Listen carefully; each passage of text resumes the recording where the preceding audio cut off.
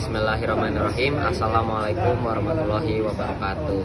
Di video kali ini kami akan mempresentasikan tentang fenomena yang terjadi di pertanian Indonesia dengan judul Petani Indonesia Kapan Maju.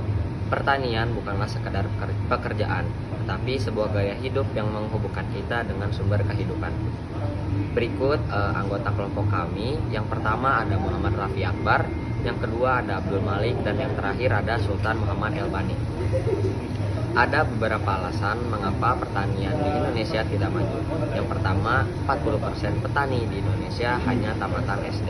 Yang kedua, produktivitas petani di Indonesia sangat rendah. Yang ketiga, citra buruk terhadap profesi petani. Yang keempat, krisis regenerasi petani muda. Yang kelima, harga jual komoditas pertanian sangat rendah karena ketergantungan kepada tengkulak. Yang keenam, kurang pendapatan dari hasil panen. Dan yang terakhir, rendahnya harga jual komoditas pertanian. Berdasarkan data yang diambil dari penelitian di Desa Pendowoharjo, ditemukan bahwa 40% dari petani mereka hanya menempuh tingkat pendidikan SD. Ada beberapa faktor yang dapat menjelaskan mengapa beberapa orang menganggap petani ini kurang dihargai atau bahkan dianggap buruk. Yang pertama yaitu kondisi kerja yang berat, lalu yang kedua resiko dan ketidakpastian, yang ketiga pendapatan yang rendah, dan yang terakhir, yang kelima, kurangnya kemajuan teknologi dan inovasi. Ini adalah beberapa perilaku yang dapat menjelaskan fenomena mengapa sebagian besar petani di Indonesia itu tidak maju. Yang pertama ada resistensi terhadap perubahan dan ketergantungan pada subsisten. Lalu ada rendahnya akses ke pasar dan pengaruh budaya dan tradisi. Lalu ada keterbatasan modal dan kredit dan kurangnya pendidikan.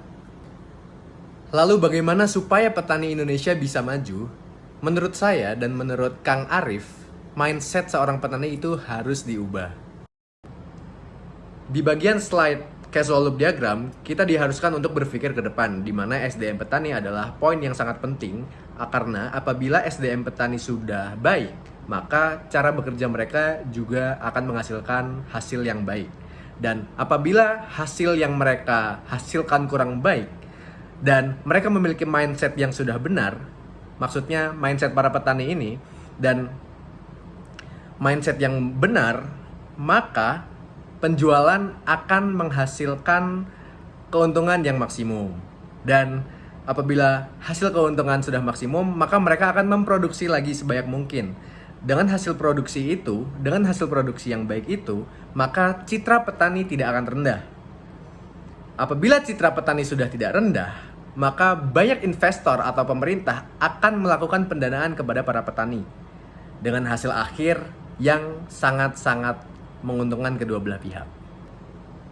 Kenapa kami yakin bahwa petani di Indonesia itu bisa maju? Karena sektor pertanian pada tahun 2021 tumbuh 1,84% dan berkontribusi terhadap perekonomian nasional sebesar 13,28%. Selain itu, pada kuartal kedua tahun 2022,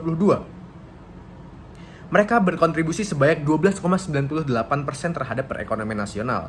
Dan pada komoditas beras, mereka menunjukkan adanya surplus sebesar 7,5 juta ton. Dan kesimpulan yang bisa diambil dari materi kali ini adalah kita telah menjelajahi sejumlah aspek kunci yang berkaitan dengan pertanian di Indonesia. Fokus utama kita adalah pemberdayaan SDM petani, pengembangan cara kerja yang efisien, dan perubahan mindset petani menuju petani yang maju. Terima kasih, kami dari kelompok 13. Wassalamualaikum warahmatullahi wabarakatuh.